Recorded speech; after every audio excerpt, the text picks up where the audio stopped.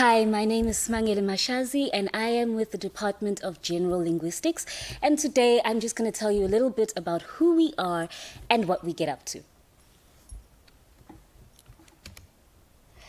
So today I'm just going to talk to you a little bit about what linguistics is, what you study when you study linguistics, and why linguistics is interesting. I'm also going to tell you a little bit about the research that we do in this department, mainly psycholinguistics, sociolinguistics, child language acquisition, sign linguistics, and formal linguistics. And then I'll just give a brief summary of what you can do with a background in linguistics. And lastly, I'll end off with a fun fact and some details of where you can find us. So, what is linguistics?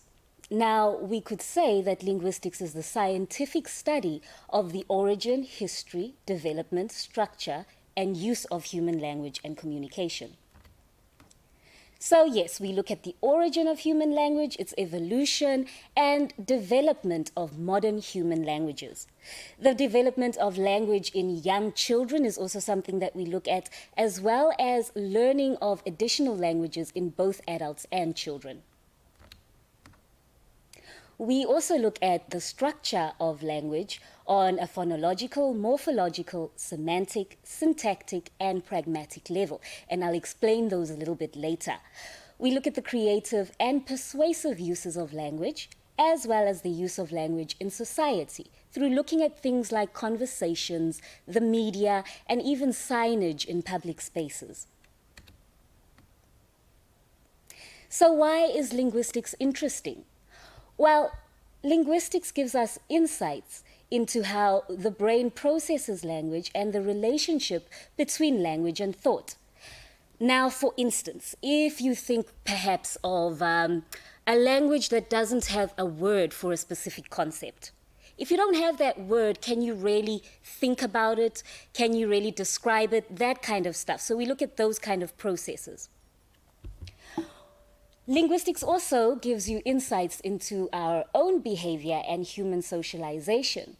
And language is a tool for investigating the power of the media.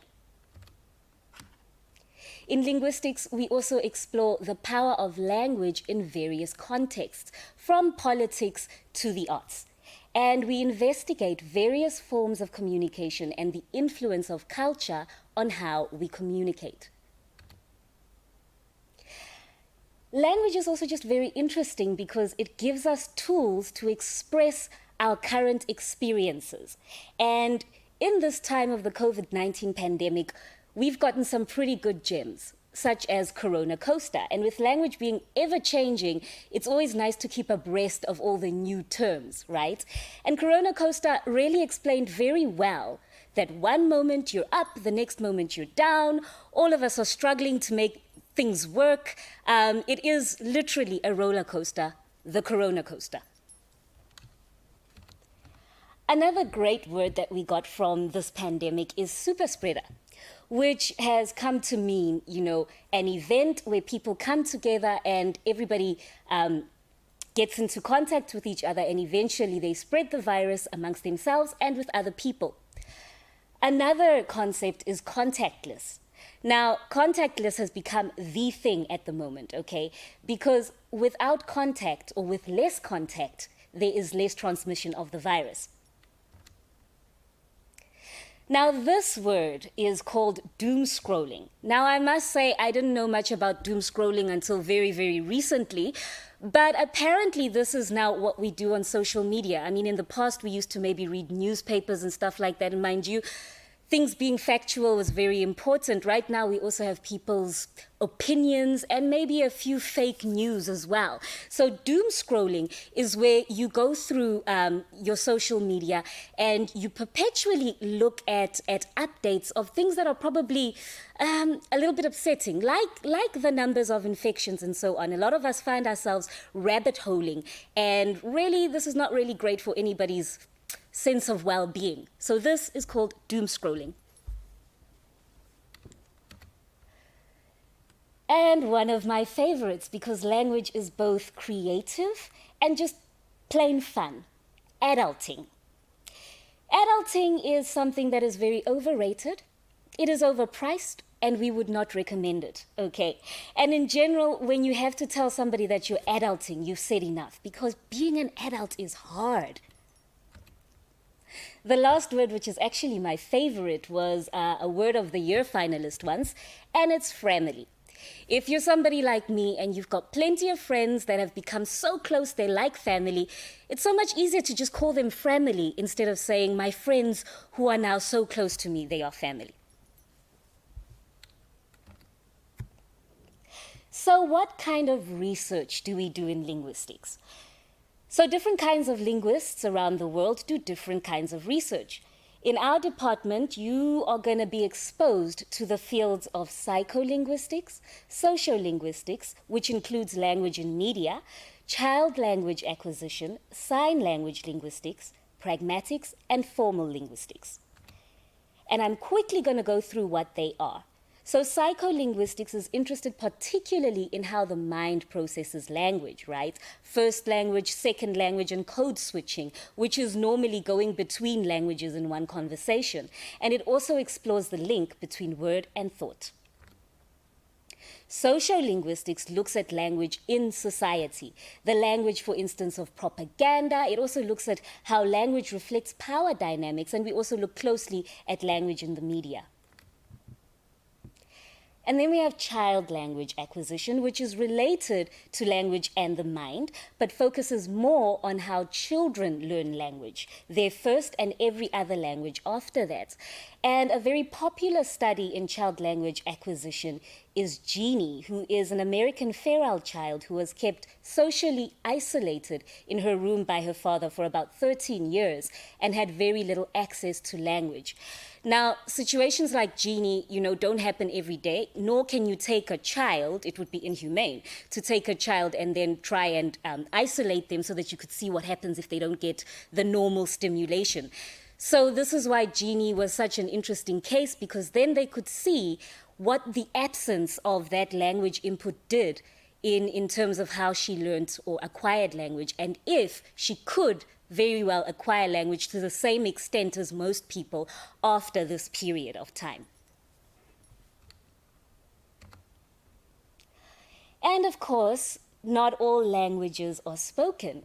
We also have sign linguistics, and this examines the nature, functions, and structure of sign languages. It looks at the principles of sign language use and the diversity and variation in sign languages. Sign linguistics also looks at sign language in multilingual and educational settings, as well as the acquisition of sign languages, with examples particularly from South African Sign Language. I said I would come back to those words, and we are here now, formal linguistics. So if we talk about syntax, we're talking about looking at sentence structures and parameters that apply in various languages when formulating a grammatical sentence. Then when we go to morphology, we are breaking things down to the smallest unit of meaning in a word. So for instance, if you have the letter S is a morpheme. That is the smallest unit of meaning, okay? And the morpheme, if added to anything else, changes the meaning. So for instance, if I have the word letter, that in itself is one unit of meaning. The moment I add the morpheme S, you now have letters, which has changed the meaning because now we are talking about many letters. We then go on to phonetics and phonology, breaking things down to the singular unit of sound. So this is where we would use the phonetic alphabet. So for instance, in English, there's many realizations of, say, the sound F, right? Or rather the sound F.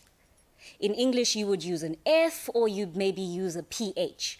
With the phonetic alphabet, you basically have one sound to one symbol, which makes things a little more simple.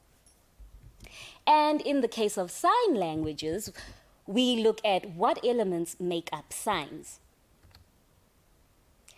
So what can I do with linguistics? Well, you could become a language practitioner or you could become a language teacher. There are other options, but basically, And language practitioners include people like translators, interpreters, editors, copywriters, publishers, and so on. Linguistics is also useful in combination with subjects that explore the human mind, like psychology, and subjects that explore human behaviors, such as sociology and anthropology.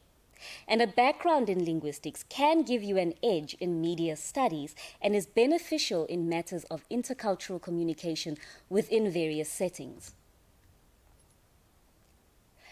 It's also beneficial to have general linguistics in combination with language subjects because it helps you to understand the structure of the languages that you're learning. And if you are a speech therapy student, if your degree is in speech therapy, then the first year in general linguistics is essential.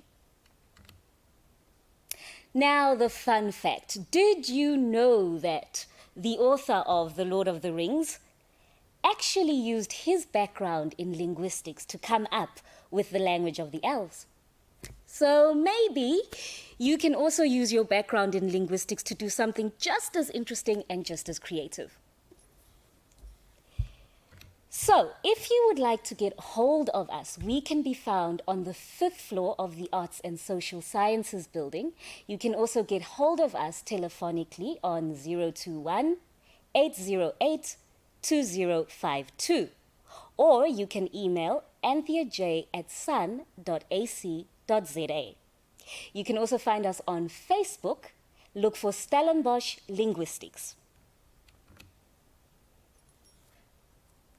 Thank you very much for your time, and I hope that we will be welcoming many of you in our department in the future.